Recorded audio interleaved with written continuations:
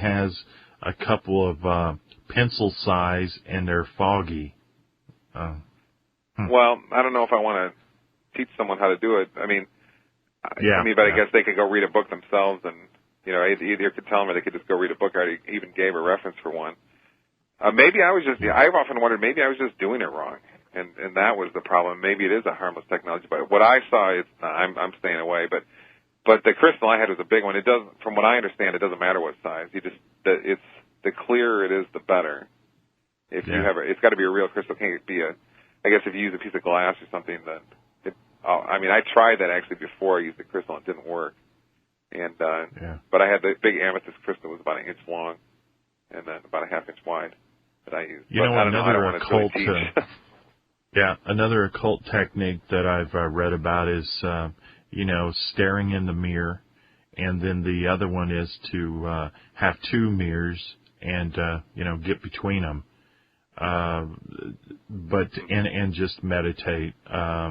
There's just so many of these things, but I believe that they're opening up, that gateway to the wrong path. And some people, I can just see a 19-year-old that just doesn't really respect life too much. Exactly. And just would jump into something like this and would lose complete control, don't you? Well, that's exactly. I mean, somebody can say I'm irresponsible for saying what I have so far, but somebody can just easily go get a book. You look up crystal scrying on Amazon or scrying, and you're going to hit one of the first hits is going to be the book I just mentioned. So it doesn't matter if I say something. If they've got the desire, they can go after it. But, if certain people look into certain things and do certain practices, there's a whole lot of power. And people don't understand, you grow up in your TV dinner, public school education, thinking there's nothing special and powerful going on around you. There is, and you can dip into this stuff, like we were talking about with the dark ecstasy, and not know what you're doing. And man, you got to be careful. That's what I've learned. Absolutely. Hey, we're going to take a short break. Instant message me during the break. Talk to you in a minute.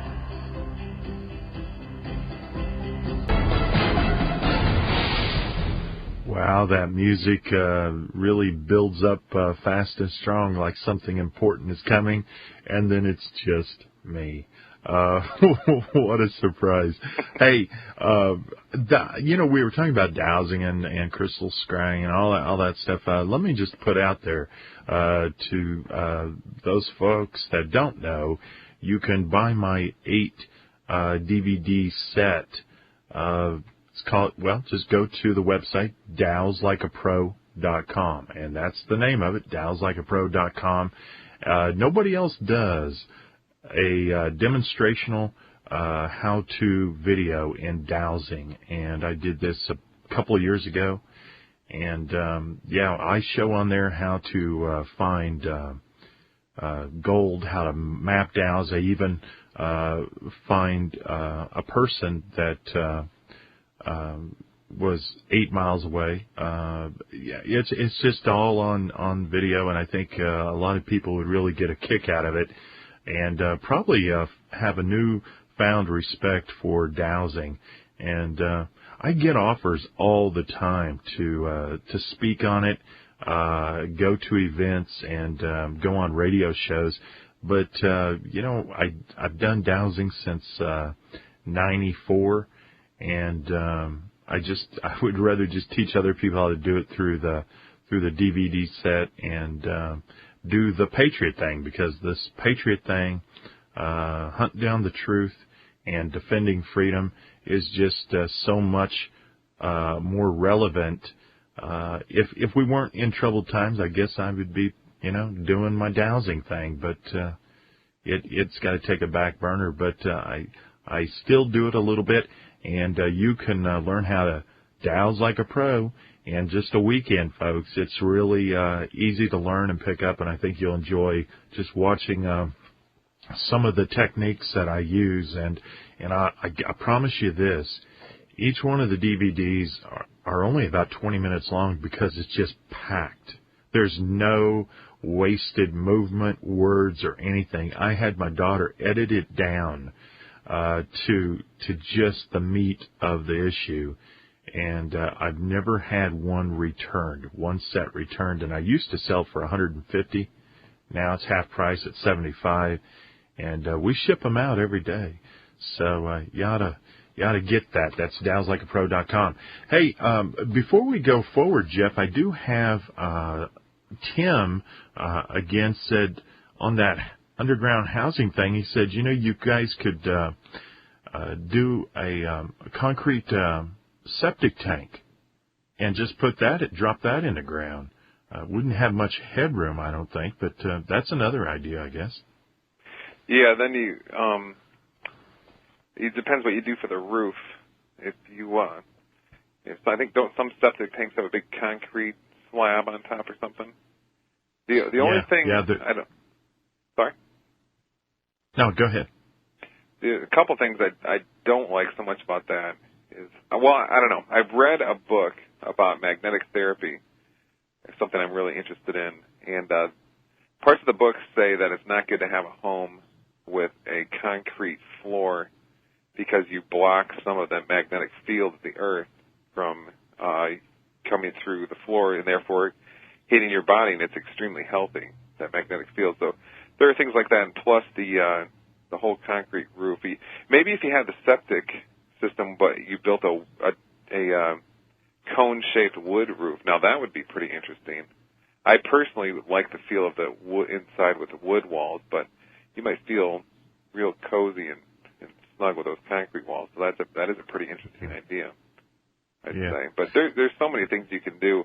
One thing that I wanted to say is, as far as sealing it up, as far as the water goes, if you can just go and buy big slabs of polyethylene, well, not slabs, big rolls of polyethylene plastic. You can get a couple millimeters thick.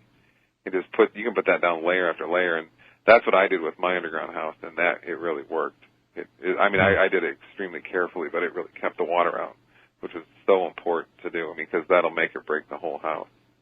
Do you have any experience with anything like that? Even if the water got through the first layer, it still has maybe 10 more to get through, and it's very unlikely it's going to do that. Yeah, and I was even putting, that tar stuff you put on the roof, I was putting that between layers and everything. I just really wanted to make sure. And there hasn't been. There actually was one water spot in one part, but that was near the door, and I fixed that up. So it was a huge problem for me for a while. And I even got a little mold inside that. That was a lot of hours of work fixing that. So it's just really important to do that right, to make sure if you're building a wood house. Now, if you have the train box, the cargo, ocean freight box, all these wood issues are gone, and a lot of the ceiling issues with polyethylene and so forth are gone. But it just depends what you like. If maybe you want to paint that inside of that wood box real nice, so it doesn't feel like you're in something steel, because there's a different feel being inside a wood home rather than a metal home, for example. At least for me, I'd be concerned with things like that. It can set different moods in you and whatnot. Right. People, a lot of people, and I'm one of them, when you walk into a loving house, a house where the people really love one another, and it doesn't even have to be clean. It doesn't have to be anything. It's just that is absorbed in the material, I believe, and you can sense it when you walk in. And the opposite is true. When it's, an angry house, there's a lot of fighting and dishonesty and stuff. If you tune into it, and I tend to be tuned into it 24/7, you can just sense that easily. I bet you can pick up on the same sort of stuff, huh, Jeff? Hey, when we get back, let's talk about that when we get back. I'm sorry, right up against the break. Every time I hear that bumper, I think of 10,000 Vikings coming over the ridge. Hey, we are just all over the place tonight, Jeff and I, and if you've got anything you want to contribute, you can do so at 877-342-6673. Not a lot of instant messages tonight. I guess you're just sitting back, enjoying the show. But if you have a problem with the show at any time,